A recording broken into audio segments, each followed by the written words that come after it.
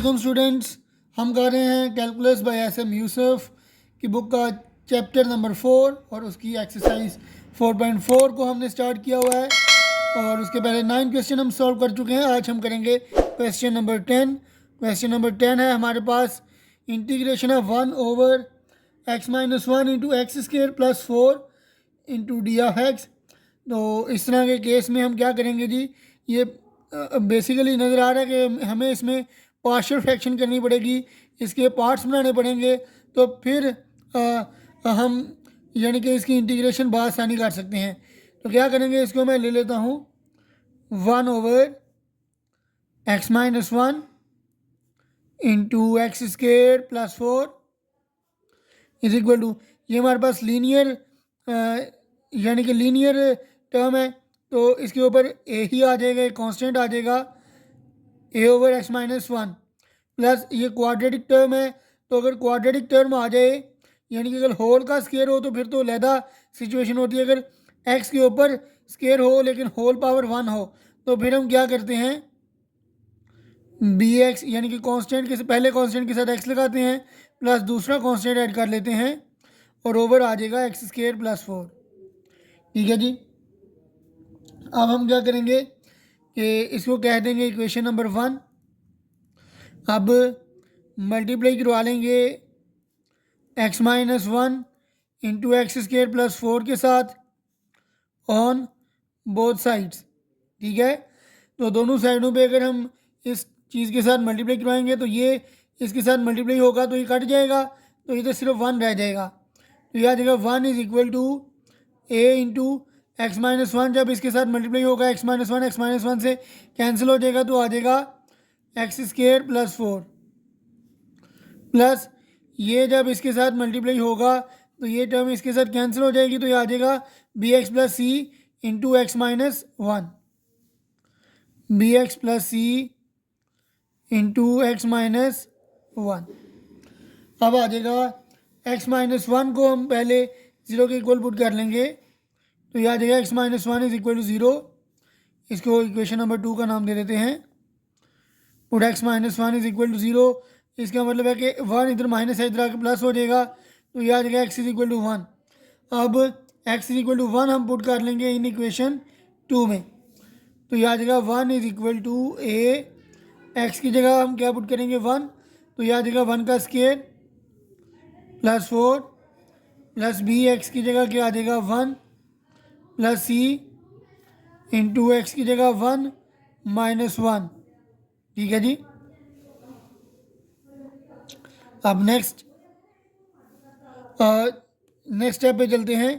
ये आ जाएगा ए 1 इज इक्वल टू ए 1 का स्क्वायर 1 प्लस 4 कितना आ जाएगा, ये 1 प्लस 4 लिख लेते हैं अभी, plus b 1 time b plus c आ जाएगा और 1 माइनस 1 क्या आ जाएगा 0। अभी आ जाएगा 1 is equal to A into 1 plus 4 5 A आ जाएगा और ये 0 इन दोनों के साथ मल्टीप्लाई होगा तो 0 आ जाएगा। अब इसका मतलब कि ये आ जाएगा 1 इज इक्वल टू 5 इधर मल्टीप्लाई हो रहा है, इधर आके डिवाइड हो जाएगा, तो ए की वैल्यू आ जाएगी 1 ओवर 5। ठीक है जी, ए की वैल्यू हमने निकाल ली। अब हम क्या करेंगे, अब हमारे पास अगर देखा जाए तो इक्वेशन नंबर 2 में एक ही लीनियर टर्म थी। ठीक है जी, जहाँ से हमने एक्स की वैल्यू निकाल के इसमें पुट कर ली और ए की वैल्यू निकाल ली। अब हमारे पास दूसरी टर्म जो है वो क्वाड्रेटिक है, अगर इसको मैं 0 करूँगा तो मेरे पास यानी कि कम्प्लेक्स वैल्यू आ जाएगी एक्स की, तो इसकी वजह से मैं क्या करूँगा कि इसको अरेंज कर लूँगा ज़रा। तो यह आ जाएगा 1 is equal to a x का स्क्वायर ए इंटू एक्स का square plus 4 into b x plus c into x-1। यह आ जाएगा 1 is equal to a x square plus 4 a time 4 a b x time b x का square b x minus 1 time minus b x c x time c x plus c minus 1 time minus c. ठीक है जी, तो अब मैं क्या करूँगा, comparing कर लूँगा, क्वेश्चंस को कंपेयर कर लूँगा बाय कंपेयरिंग कोएफिशिएंट्स। तो यहाँ पे आ जाएगा 1 इज इक्वल टू अगर यहाँ पे मैं देखूँ तो सबसे बड़ी पावर एक्स स्केयर है, तो एक्स स्केयर के कोएफिशिएंट्स को कंपेयर कर लेंगे। यहाँ पे एक्स स्केयर के साथ लेफ्ट साइड पे 0 है, राइट साइड पे देखा जाए तो ए प्लस बी आ रहा है। अब ए की जगह मैं क्या पुट कर सकता हूँ, ए की वैल्यू हमने निकाली थी, ए की वैल्यू थी 1/5, तो ए की जगह पे मैं लिख लूँगा 1/5 प्लस बी। ये 1/5 इधर प्लस हो रहा है, इधर आके माइनस हो जाएगा, तो बी की वैल्यू आ जाएगी मेरे पास -1/5। ठीक है जी। अब सी की वैल्यू रह गई है, हम सी की वैल्यू निकालेंगे।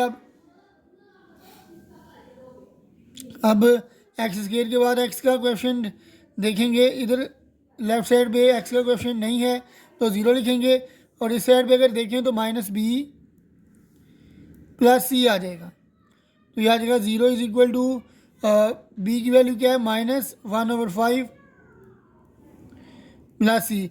ये -1/5 और ये माइनस माइनस प्लस हो जाएगा, तो ये आ जाएगा 0 इज इक्वल टू 1/5 प्लस सी, जहाँ से सी की वैल्यू आ जाएगी ये 1/5 इस साइड पे जाके माइनस हो जाएगा, तो सी की वैल्यू आ जाएगी -1/5।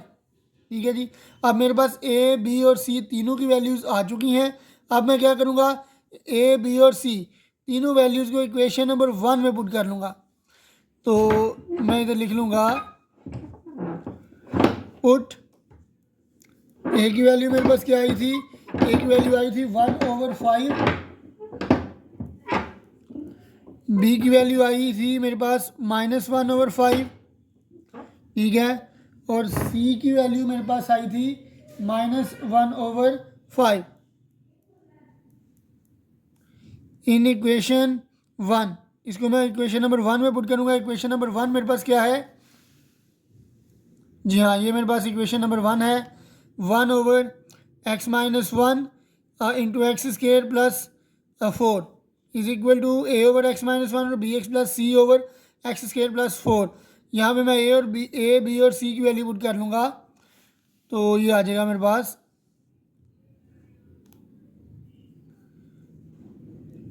1/x-1 into X square plus 4।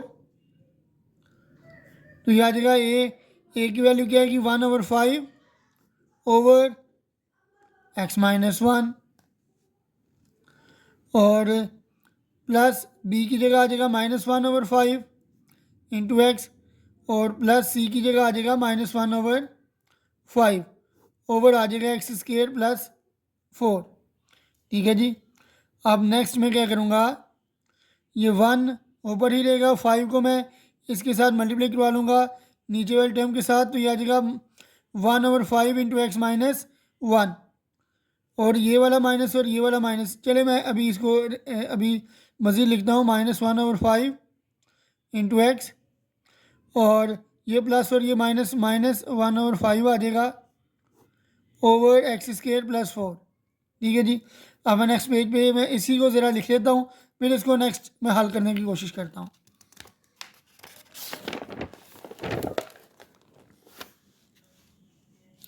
जी हाँ, तो मेरे पास वैल्यू आई थी 1/x-1 into X square plus 4 is equal to, इधर मैंने लिखा था 1/5 इंटू एक्स -1, और इधर मेरे पास आ गया था प्लस -1/5 इंटू एक्स और -1/5 ओवर एक्स स्केयर प्लस 4। तो ये आ जाएगा 5 एलसीएम ले लूँगा मैं इस साइड पे, इधर मैं अगर 5 एलसीएम ले लूँ तो ये आ जाएगा -x और -1 ओवर एक्स स्केयर प्लस 4। अब ये 5 मैं इस टर्म के साथ लिख लूँगा, तो ये आ जाएगा 1/5 इंटू एक्स -1, और ये माइनस कॉमन लूँगा तो ये आ जाएगा -x प्लस 1 ओवर 5 इसके साथ मल्टीप्लाई हो जाएगा, तो ये आ जाएगा 5 इंटू एक्स स्केयर प्लस 4 आ जाएगा मेरे पास। और अब मैं क्या करूँगा कि इसको मज़ीद सिंप्लीफाई कर लेता हूँ, 1/5 इंटू एक्स -1 प्लस और माइनस माइनस आ जाएगा, ऊपर आ जाएगा x प्लस 1 और नीचे आ जाएगा 5 इंटू एक्स स्केयर प्लस 4। अब मैं क्या करूँगा, इंटीग्रेटिंग बोथ साइड्स, यहाँ पे भी मैं वैल्यू लिख लेता हूँ 1/x-1 into X square plus 4। तो ये आ जाएगा बाय इंटीग्रेटिंग बोथ साइड्स। तो क्या आ जाएगा,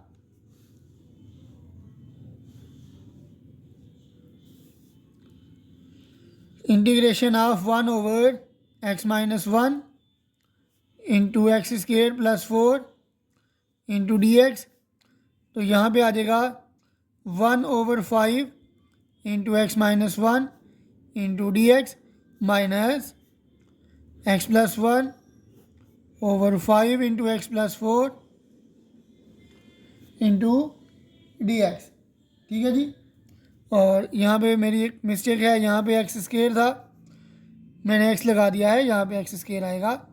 अब 1/5 को मैं बाहर लिख लेता हूँ, तो ये आ जाएगा 1/x-1 इंटू डी एक्स। यहाँ पर भी मैं 1/5 बाहर निकाल लेता हूँ, तो ये आ जाएगा x+1 over x square plus 4 into D x. ठीक है जी। अब यहाँ पे क्या होगा, नीचे x-1 है जिसका डेरिवेटिव ऊपर मौजूद है, यानी x का डेरिवेटिव 1, 1 का डेरिवेटिव 0, तो 1 माइनस 0 1 होता है, ऊपर इसका डेरिवेटिव मौजूद है और नीचे होल पावर भी 1 है।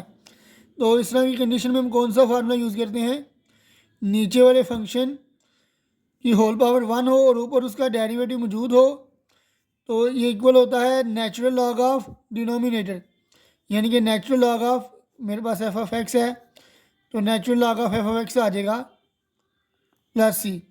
तो यहाँ पे इंटीग्रेशन का मैं फार्मूला लगा लूँगा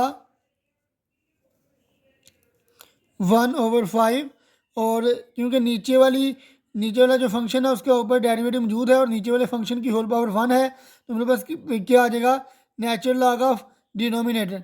तो यहाँ पे भी नीचे वाले फंक्शन की होल पावर 1 है और उसके ऊपर डेरिवेटिव मौजूद है, तो मैं क्या लिख लूँगा, नेचुरल लॉग ऑफ डिनोमिनेटर यानी x+1 माइनस 1/5। अब यहाँ पे अगर देखें तो एक्स स्केयर प्लस 4 आ रहा है, तो एक्स स्केयर प्लस 4 का डेरिवेटिव क्या आएगा, ये आ जाएगा एक्स स्केयर का डेरिवेटिव 2x प्लस 4 का 0, 2x प्लस 0 2x आएगा। यहाँ पे मुझे 2 चाहिए, तो 2 के साथ मैं डिवाइड भी करवा लूँगा और मल्टीप्लाई भी करवा लूँगा, तो ये आ जाएगा x square plus 4 into D x. ठीक है जी।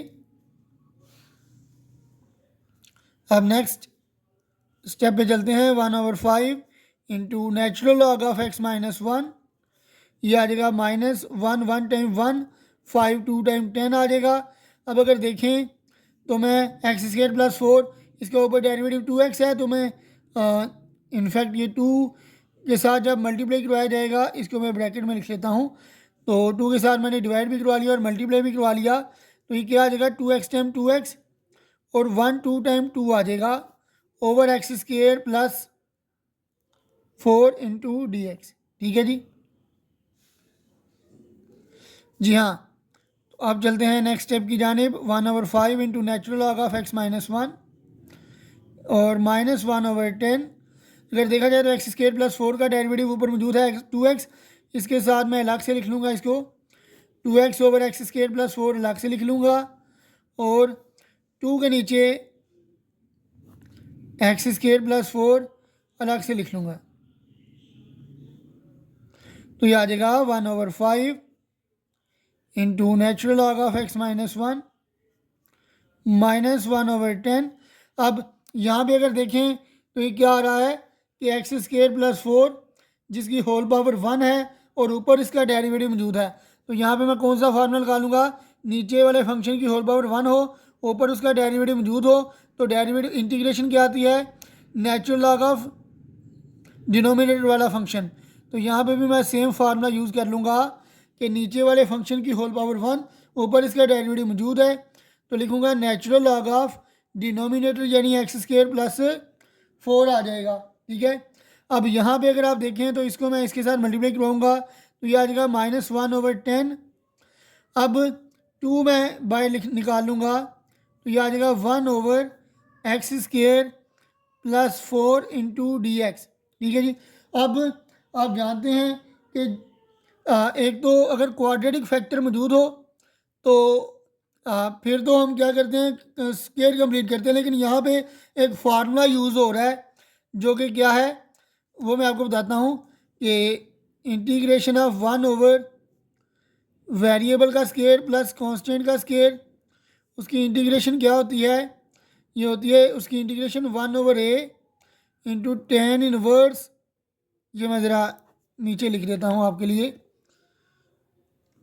1/x² यानी वेरिएबल का स्क्वायर प्लस कांस्टेंट का स्क्वायर इंटू dx किसके इक्वल होगा, 1/कांस्टेंट into tan inverse variable over constant plus constant of integration. ठीक है जी।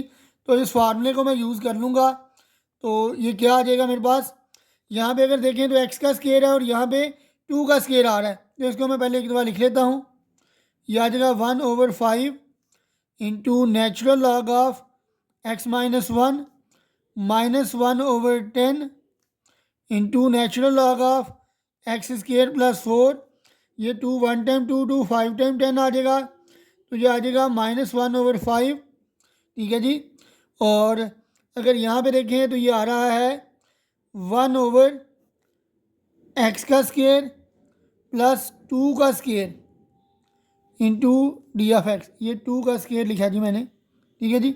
अब इसी स्टेप को मैं ज़रा नेक्स्ट पेज पे लिखता हूँ, फिर इसकी इंटीग्रेशन हम करते हैं। तो यहाँ पे मैं सेम इक्वेशन जो मेरे पास लास्ट स्टेप में बनी है वो लिख लूँगा, 1/5 into natural log of x-1 minus 1/10 into natural log of x² plus 4 और माइनस 1/5, और ये मेरे पास बन रहा है 1/x², इसको ब्रैकेट में कर लेते हैं, x का स्क्वायर प्लस कांस्टेंट क्या था 2 का स्क्वायर इंटू d(x). ठीक है जी। और इसका मैंने फार्मूला आपको बताया था कि अगर आपके पास आ जाए 1 वेरिएबल का स्क्वायर प्लस कांस्टेंट का स्क्वायर, तो ये क्या होता है 1/कांस्टेंट into tan inverse variable over constant plus constant of integration. तो ये वाला फार्मूला मैं यहाँ पे यूज़ कर लूँगा, तो मेरे पास क्या आ जाएगा 1/5 into natural log of x-1 minus 1/10 into natural log of x² plus 4 minus 1/5। तो ये मेरे पास क्या आ रहा है, वेरिएबल का स्क्वायर प्लस कांस्टेंट का स्क्वायर, तो इसका फार्मूला क्या है 1/कांस्टेंट यानी 1/कांस्टेंट का स्क्वायर यानी किसका स्क्वायर है 2 का, तो 1/2 आ जाएगा इंटू टेन इनवर्स वेरिएबल यानी वेरिएबल की जगह x आ जाएगा और कांस्टेंट यानी कि 2 आ जाएगा प्लस c। ठीक है जी। अब मैं इनको मल्टीप्लाई करवा देता हूँ, तो मेरे पास इस क्वेश्चन, तो ये क्वेश्चन जो है वो कंप्लीट हो जाएगा। तो ये आ जाएगा 1/5 into natural log of x-1 minus 1/10 into natural log of x² plus 4, 1 time 1 आ जाएगा -1 और 2 5 टाइम 10 आ जाएगा into tan inverse x/2 plus constant of integration. ठीक है जी। तो ये था मेरे पास क्वेश्चन नंबर 10। तो फ़िलहाल आज के लिए इतना ही, मुझे दीजिए इजाज़त, अल्लाह हाफिज़।